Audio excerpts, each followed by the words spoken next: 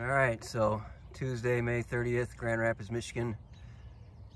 Day after the catch. We're gonna move these to the bee yard, about 25 miles. So we gotta get those couple at the entrance in. Just gonna use some light smoke, very light smoke. We don't get anybody riled up, we just wanna push them in. Worst case scenario, we leave a couple behind. So we're gonna push some screen in those holes as far as plugging them up, but still giving them ventilation. I think I'm gonna put a quarter underneath the lid and the inner cover just to raise that inner lid up a little bit, give them some more ventilation. It's gonna be 70-some degrees here soon, but still, you can cook them real quick. I'm speculating this is initial swarm, and this has starter strips in it, so this could be wall-to-wall bees. Normally I check to make sure they're in there, but I've been here the last 2 days and I can tell from what's happening at the entrance right there that they're in there. Of course, more are coming out when I want them going in. Anyways, that's the plan. We're gonna take them up to the bee yard and evaluate them.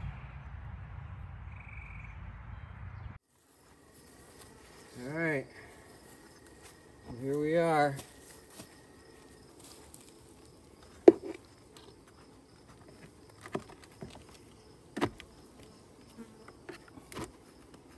At their new home.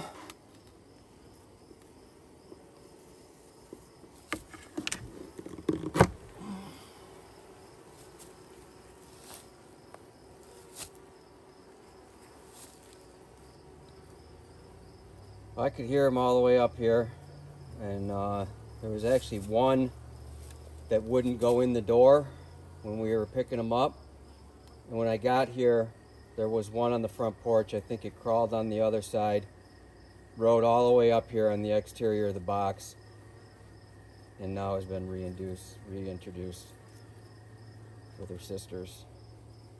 So yeah, that's happened before too, with more than just one bee. So here they are. Short distance moves. So depending on what you want, you know, between 2 and 3 miles, you pick your own, I guess. I err on the side of 2. Under 2 miles, I have a video on how to move them short distances. Basically, you got to force orientation flights or they'll go back to their catch spot or where the colony was. This is 25 miles, so that's not an issue. So they're going to come out not happy, and then they'll calm down, and then the sun will come up, and they will absolutely realize that something has changed when they fly out the front door, and they will reorientate if they're going out on foraging flights, or so be it.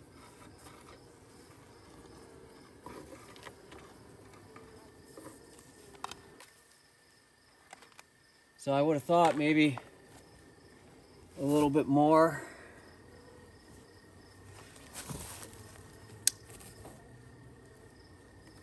Okay, yeah. Not surprising, they're all the way to the right. I don't think I'm going to be able to get a shot of that, so I apologize. Sorry for the movement.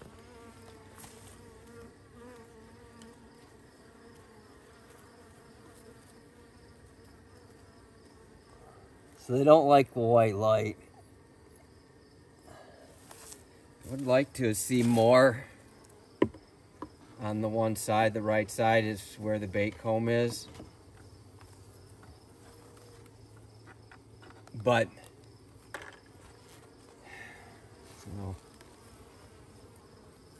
I think this is foundation, then this is bait comb, and then this is 8 starter strip frames. Here they can only occupy each side of the frame, right? These starter strip frames, so this area from about here all the way to the bottom of the frame, all the way over here, back to here again, is nothing but a huge void of space. And they'll cling to the top of these and hang down. And that's how they start to draw a comb, and they draw it true and plumb. Also, I already leveled this because of these 8 starter strip frames. If this is canted and they draw plumb, they're gonna miss the bottom of my frame. And I don't want that. You know, if you're drawing comb, get it done right. So I'm gonna reduce this entrance because this is a vulnerable group of bees that probably is going to require a smoker lit to not kill a bunch of bees. But I got other pieces of wood. I don't have to use those entrance reducers. Matter of fact, I don't really like those entrance reducers. So anyways, here they are, but I wanted to show you some other things while I was here. So you take a look. I was going to do a video on this. Look at your bees at night. You can tell a lot at night. A healthy colony is going to have them hanging out on the porch on a nice day, warm evening. And then if you have multiple colonies that are set up the same, these are 2 double deeps with a honey super on them. You can check the neighboring colonies and get a good idea of population.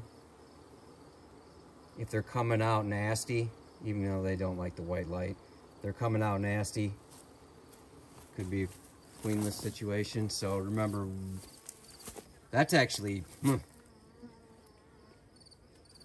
that's light.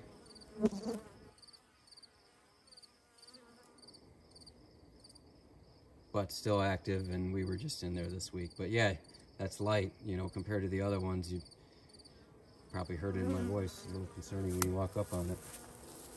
And then we got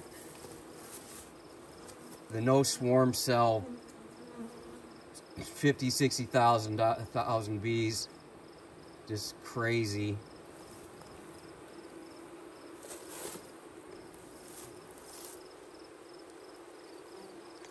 I mean, even if there was nothing in the environment, a huge population would be a concern, that's for sure. But there's stuff in the environment. White locust just bloomed. I'm sorry, black locust. And then this is the kind of funny one. So this is the one we boosted, right? This was 6. This is when it came out of winter. We were, you know, concerned about it. We needed to take care of it, give it more brood, limp it along. Judging by the front porch, it's the 2nd biggest population in the bee yard.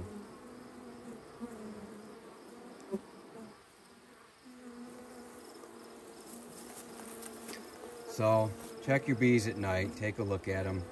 I will tell you that the white light is not something they like. You can get a red lens, it's certainly a lot better.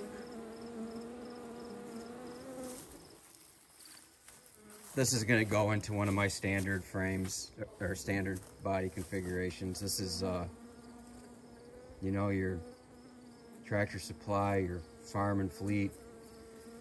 I would imagine even Sam's Club and Costco every once in a while. This is the kit that they had.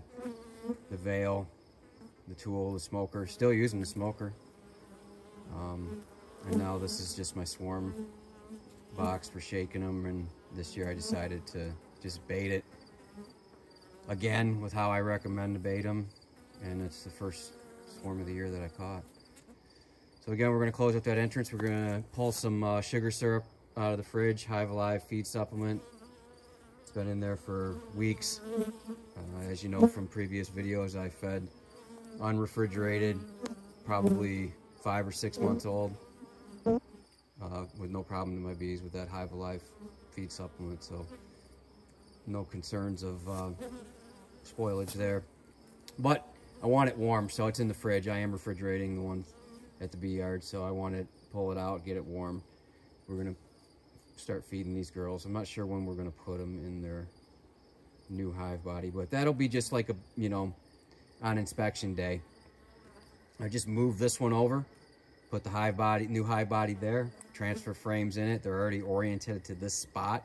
They'll find the door on a new colony, and just that's how you'll transfer them in there. So